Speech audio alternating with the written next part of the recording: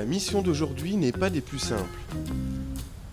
Même au cœur de grandes villes très bruyantes, des studios d'enregistrement sonore opèrent. L'acousticien doit surmonter de nombreuses embûches dans la conception et la construction de ces studios. Trois aspects sont importants.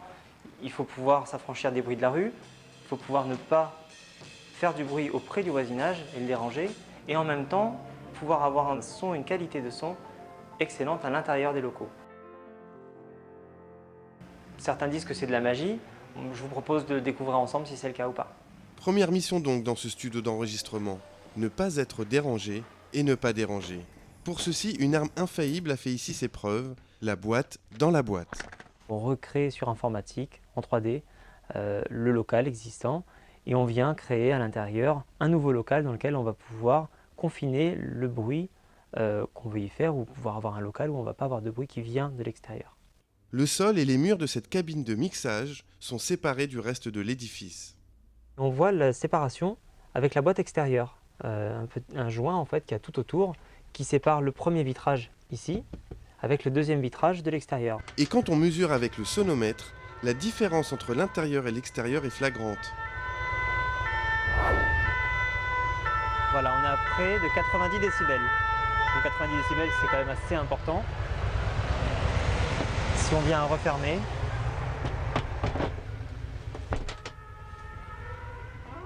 et ici, à l'intérieur, on est aux alentours des 30 décibels. Mais il faut aussi s'isoler entre les cabines. Dans une cabine de mixage, on a aussi besoin de voir la cabine d'enregistrement pour voir les musiciens en train de jouer. Et donc on a des vitrages. Là aussi, on peut voir qu'on a une séparation de la boîte dans la boîte. Normalement, si je viens à crier de ce côté-là, de l'autre côté, on ne devrait pas m'entendre. Est-ce que vous m'entendez ?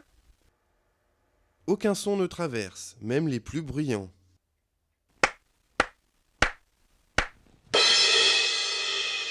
L'isolation étant contrôlée, il reste maintenant un autre défi. S'assurer que la musique enregistrée n'a pas été modifiée par le local lui-même. Pour ceci, l'acousticien dispose de plusieurs possibilités de traitement, sous forme de matériaux à placer sur les parois, afin de rendre la cabine ni sourde, ni réverbérante, mais juste neutre. On a de ce côté-là, par exemple, ce qu'on appelle des bass traps, des absorbeurs en fait, qui vont venir capturer, là pour le coup, des basses fréquences. On va avoir ici des diffuseurs qui vont en fait permettre de diffuser le son de manière homogène. Typiquement, le son ne va pas taper contre le mur et se refléter de la même façon. Il va taper le diffuseur et s'exploser, en fait, partir dans toutes les directions en même temps. Et le troisième dispositif qu'on peut mettre en œuvre, c'est donc des réflecteurs. Ici, on en a sur les murs et au plafond, et ça permet justement de faire en sorte que le son soit partout le même.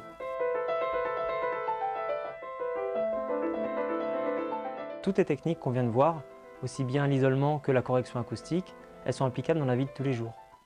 Chez soi, dans un appartement pour ne pas entendre son voisin, dans une salle de classe pour entendre le prof au tableau, au bureau pour avoir une certaine confidentialité. Dans tous ces endroits-là, on a la même recherche de qualité acoustique et il n'y a rien de magique dans tout ça. C'est le fruit d'une recherche scientifique, d'une modélisation acoustique et en fait c'est ça qui est sympa dans ce boulot.